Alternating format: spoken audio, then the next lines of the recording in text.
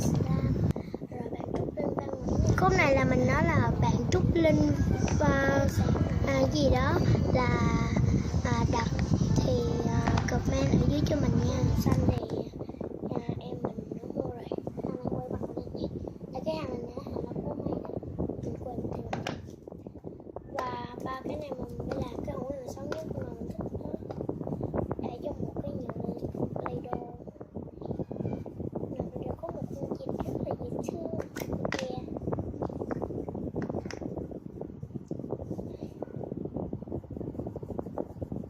Em mình có một kiếm nhưng các bạn nhìn vô thì màu xanh xanh đậm á.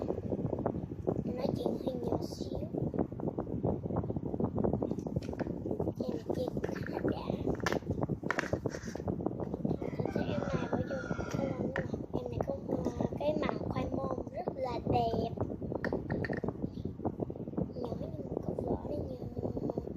Rất là dài. Các bạn để lại cái ui trời ơi. Có một cái xíu trục chặt. Đẹp. Rất là đẹp.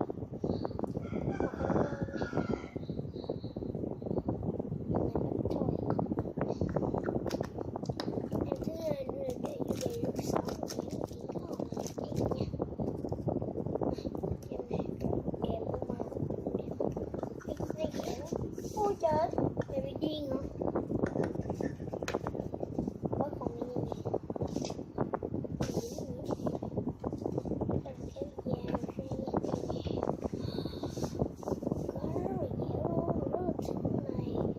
Màu hồng là này, màu hồng là cái sẵn luôn các bạn. Mình sẽ ghé mình kiếm cái hộp khác để bỏ da. Và em này nữa nha, và em này sáng mình đã làm rồi. Hai em này thôi, tại em kêu mình không thích.